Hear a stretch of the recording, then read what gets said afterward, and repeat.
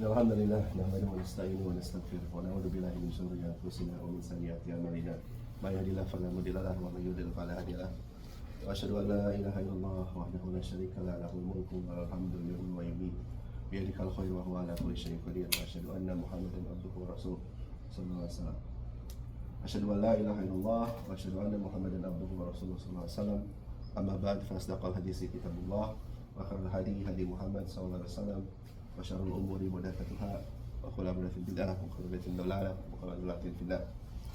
بعد أعوذ بالله من الشيطان الرجيم يا أيها الذين آمنوا اتقوا الله حق تقاته ولا تموتن إلا وأنتم مسلمون. يا أيها الذين آمنوا اتقوا الله ولتنظر نفس ما قدمت لغد واتقوا الله إن الله خبير بما تعملون. يا أيها الذين آمنوا توبوا إلى الله توبة نصوحا عسى ربكم أن يكفر عنكم سيئاتكم ويدخلكم جنات تجري من تحتها الأنهار إلى آخر آية. صدق الله العظيم. Today what I want to talk about is the concept of intention. Usually, if we start off with an Arabic khutbah, we start off with the khutbah al-hajjah, and it's something as vague as intention, of purity, of salah, of wudu. It's immediately like, man, this is going to be a snooze fest. This is how it is, right? So, let me start off with the story I was telling my kids last night, which is the salah. Because they keep asking me, why do we make salah over and over again? And we try to have all kind of conversation about it. And then the one that finally hit was just the story of Isra and Miraj. So I'll make it like a story night before bedtime, where essentially, imagine that in the middle of the day, an angel Gabriel comes in, giving like a winged horse, Pegasus style, and here you go, and then they go man, they ride all the way at night to Al-Aqsa, from Medina to Aqsa, and then from Aqsa, miraculously time and space change, like Doctor Who style, where all the prophets and Anbiya was there, all 50,000s of them, even the names that we don't even know, like 100 more thousands that we don't know, 50,000s that we are aware of, and then they're all waiting, and the prophet said, "Who is this, Jibril?" Jibril said, "This is all your brothers in the past. It will inherit your message." And then the salats happened there in Al-Aqsa, right? And it's like, wait. It's like, okay, what did they do? Like, what did they pray? It's like, okay, did they make salat yet? Good questions. Because what happened after? They went up to the first heaven, right? Like they went to the first heaven, and I'm making like a story arc. Like Jibril comes up, knock on the doors of the heavens, and I was like, the heavens as in like paradise? No. Sama is the sky, the first sky. Like, we understand heavens, sometimes it's used as the sky as well, but in this case, it's sama, right? Like, the first sama. It's not Jannah. It's like, okay, the first Jannah open, and then the angel of the first sama, like, who is this? Who are you? And it's like, I am Jibril, and this is Muhammad. Oh, welcome. Like, beloved beloved and waited for. Please enter in the first heaven, and then he met Adam. And then a whole conversation ensued. Like, who is this? Like, oh, this is your forefather. This is your origin story. An OG style. Like, imagine this is your origin story. This is how the hero journey begins. And then I have a whole conversation. Prophet Muhammad sallallahu talking to Prophet Adam alayhi salam. I have a whole conversation. They went to the second heaven. And then the angels are holding the door of the second heaven. It's like, who is this? I am Ana Jibril wa Hada Muhammad. This is Jibril and it's Muhammad. Welcome, beloved. We've been waiting for you. Open. And then there it is. And then he was like, who is this Jibril? There's two persons here. One's alive and one dead. And it's like, that's one of them is your brother. Both of them is your brother. One of them is Yahya. The other one is Isa. Yahya who died, and Isa who's still alive, waiting. And then the whole conversation, the recorded conversation, interesting. They're like, well, don't worry about it. Let's keep going. The conversation continued. I'm your brother, and then like we'll talk about it some other time. When the third heaven, and he went to the third heaven. It's like, who's this? Oh, this is like what a beautiful man he is. Who is he? And it's like, that is Yunus. That's Yusuf. Sorry, that's Yusuf. And I was like, background story. Remember the last time we talked about Yusuf, the prophet just lost everything, and then Yusuf's story came down like a whole binging watching Netflix, right? A whole 9 pages comes all at once. Like almost half of the Jews come all at once, and then so he knows the story in and out. Episode 1, 2, 3, 4. Like Yusuf was interesting. From the child all the way to become the king. Child, prison, slave, prison, become kings. Like so then it's like, oh, it's like meeting your scholars, it's meeting your friends, it's like meeting Mbappe. That's all, right? It's like you suddenly, oh my God, like I just saw you, I know your whole story. And as the Prophet Muhammad Sallallahu get to meet his role model Yusuf and have a whole conversation. What's the conversation? Move on, let's talk about it later. The fourth. Went to the fourth heaven, and then the angels of the fourth sky is like, who is this? I am Jibril, and this is Muhammad. Welcome, you've been beloved. We've been waiting for you. Enter.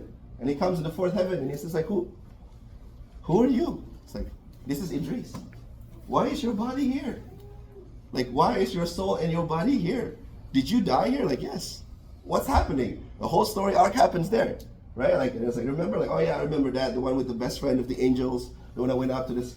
Idris was the son that was given to Adam after Abel and Cain situation, and then so the successor of Adam's is Idris, which is Enoch, and then Enoch's have best friends with the angels, and then the angels come down and say like, hey Enoch, like, you know, hey Idris, the Malaikatul Maut has been given command on the seventh heaven to take your soul. Like, oh no, I'm not done yet. All these destructions happen because of all my brothers. It's like, we're not finished. Okay, come join me. Let's go. So he went to the first heaven. The angel Malaikatul Maut from the seventh to the sixth, first to the second, sixth to the fifth, second to the third, and they met on the fourth. And the angels of death, like, subhanallah, truly Allah's command is true. Nobody can escape death. It's like the angels of best friend of Idris. What do you mean? I was commanded by Allah to just go to the fourth heaven to take Idris' soul. Like, how? Human being can't come to the fourth heavens. Like, just go over there and you'll find it. And then so all of that. So then that whole story arc was documented there. It's like, oh, okay. And do you know anything about Idris? No. Okay. Like, we'll talk about it some next night. Go to the fourth. Go to the fifth. Fifth, Harun. Sixth, Musa. Seven, Ibrahim. I don't get too long on this. But what's happening here? What's happening to the story? The story arcs continues until the point is like, okay, this is it. You continue on, right? We hear this part in Sunday school usually. In Sunday school, like, okay, then Allah, the Prophet Muhammad Sallallahu meet Allah above the throne, above the water, above the Sidratul Muntaha, and then Allah commanded Salat, 50 of them, and the Prophet went back down, and then like have a conversation with Ibrahim beforehand, back and forth, and then by Musa, Musa said, no, 50 is too much. It's too much. My people, Bani Israel, can't handle it, right? 50, go up, down, 45, 40, 35. We know this, all the way down till 5. And at the end of that story, there's a little bit tidbit stories in here when Musa talked about, I wish that I was the Ummah of Muhammad. A conversation with Ibrahim, like, you are the most likened to me when it comes to, and the conversation with the children just running around. Remember, there's all things happening, because like it's back and forth for a little bit.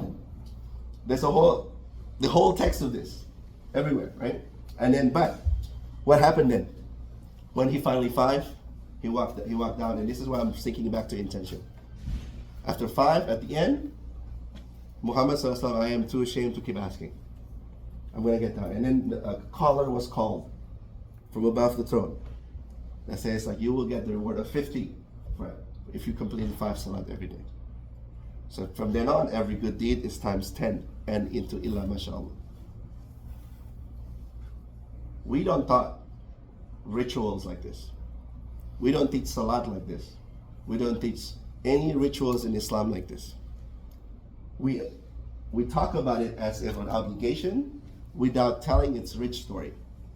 Because what I end up happening, I'll tell them that the one thing that's different between salat and prayers is that salat is a connection. The translation of connection. Why is it connection? Because it's the only thing that a human being went to the sky, went to meet Allah in person, and Allah handed them things to do. And like everything else, Angel Jibril came down. For every other ritual is different. That's why salat is the start of everything else of your journey. Intentionally, this is how I need to connect with Allah, because Allah made this a priority. When I say it like that, conversation is different. It's no longer about like, I can pray anytime, right? Oh, well, that's dua, really, haha. Like, that's salat. It's like, the whole conversation changed.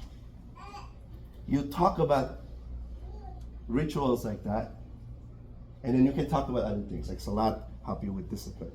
It'll be intention. Now you actually, or like change your days around, moving around through the day, so on and so forth. We can talk about all of that afterward.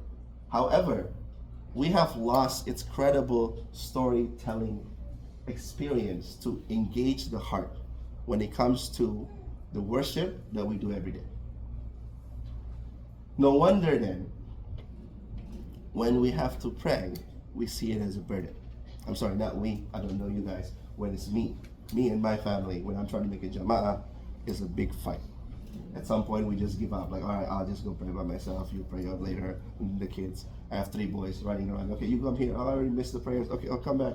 Like, I didn't want to because I haven't prayed Fajr. Like, okay, pray Fajr now. I don't want to wait for him to pray Fajr. I'm going to pray Dhuhr first. It's like a whole thing all the time. Like, it's like, oh man, all right, fine. Let's make it one day then. Just one day, one night, and I just pray together. But then it's harder then too. It's like everybody has to stop from whatever everybody's doing. Jama'ah is a difficult thing, and I'm like, I wonder why. Like, I grew up, Jama'ah used to be easy. It's like, oh, it used to be easy. Really? It's like, not really. Maybe I just didn't know because I was a child. However, connect Salat to Jummah Salat. Connects Jummah to a conversation where Jummah is supposed to be a recharge of your body, of your soul, of reminding that you are not alone in this endeavor. If you are like me, who makes Salat, you're trying to randomly at random time in Salat to the point it's like, man, this is hard. I don't have time to go to Jummah. Forget about Jummah. I don't have time for Salat every day. I can't even come. I can't even show up to the masjids. When you come to Jummah, you're being reminded that your battery charges peers to peers. It's not just plugging by itself. Sometimes the battery connects with others and being reminded that the Jama'ah is always under the hands of Allah. That's really what's really amazing about it, right? About Jummah. It's like sometimes story that I'm telling you, some of you guys already know, like I'm yawning about it. This is sad. But then when I add a little twist to it, it's like, oh, hold on a second. That's really interesting. What happened? So after the conversation, you were ready for me to just say intention. Bismillah, Salah, 2 rakat, be done. Jummah, bring in the people who are able to remind you about the things that you already know. It wasn't a lesson. It wasn't a lesson that has been told for the first time. Quran is like that, isn't it? When Allah mentioned wal fajr, wal layalin ashr, wa shafi wal watr, people already know what fajr is. People already know the night prayers is. People already know what that looked like. But then would you ever link fajr as a situation that's happening, escalation that's happening in DC? Interesting. I just read an article of a scholar talk about Surah Al-Fajr, prepare us for all the problems that's happening. Because they connect everything. From the genocide in Gaza to the takeover in DC, to the wealth inequality, to the billionaires taking money. All of that is connected. The problem has always been one problem. It's the problem of Ad and Hud and Samud and Fir'aun. And Allah mentioned it in this is what happened. And Surah Al-Fajr is how it's supposed to tackle them. And now it's just interesting. Didn't see it that way. Never thought about it.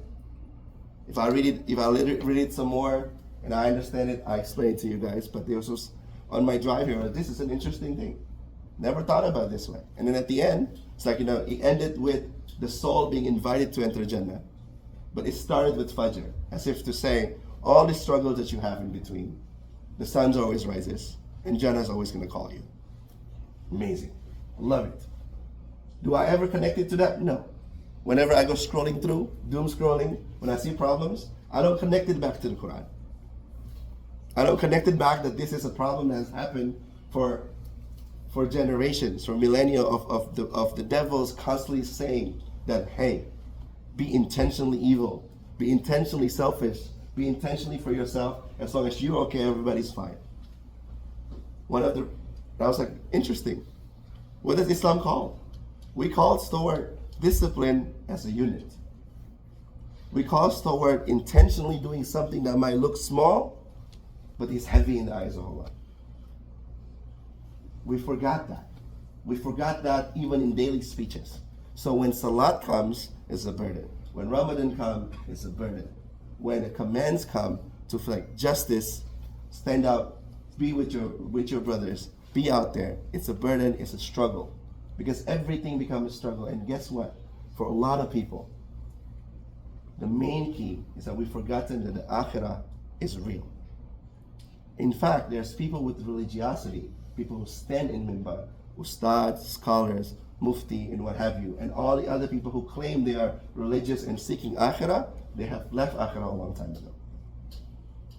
And then, so we see that as normal. It's like, oh, that's normal. So like, okay, if they are, how do we know? Because have you ever heard that term? You have to balance the dunya and akhirah. It's like, amazing. How have you been balancing it? Pretty sure people who say that is telling you to stop doing extra salat. Stop doing extra stuff for akhirah. Balance it with the dunya. But nobody ever say like intentionally use your dunya for akhirah. It's almost like I'm watching some of my peers who drive around with beautiful cars, coming from elite school, Ivy League class, coming out famous, and like taking a picture, and then at the bottom and the baseline says, the dunya is not everything, it's akhirah. Okay, mashallah. But then I have another peers who did the same thing, almost a satire, just walking, coming out of a metro bus with cosplaying as like an ant house, and then they say like dunya is not everything, akhirah is forward. And I'm like, there's a big difference here. One of you have dunya and decide like dunya is not everything, I'm giving this away if you want to, or you're seeking akhirah. The other one doesn't even have dunya. That's what happens to us in the Muslim community. We keep talking about, inshallah, one day there's Allah, one day there's Jannah. How do you understand Jannah if you don't understand that in this dunya, the things you work for is what you get? We don't understand dunya, and then we talk about akhirah. We don't move forward and be upright and do our best in the dunya, and then we say like, this akhirah. And then it's like, let's just balance dunya and akhirah.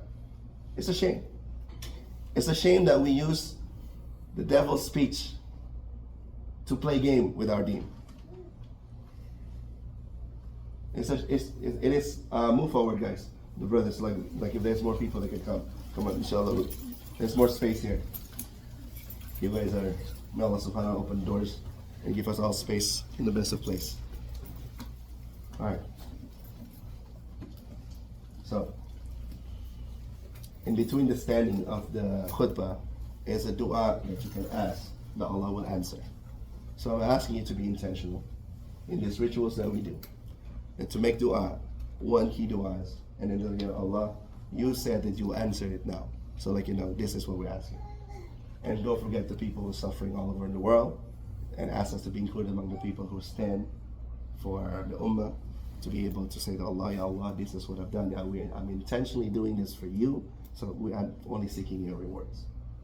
So, Allahumma malaikata yusalluna ala nabiyyika ya ayyuhalladhina amanu sallu alayhi wa sallimu taslima.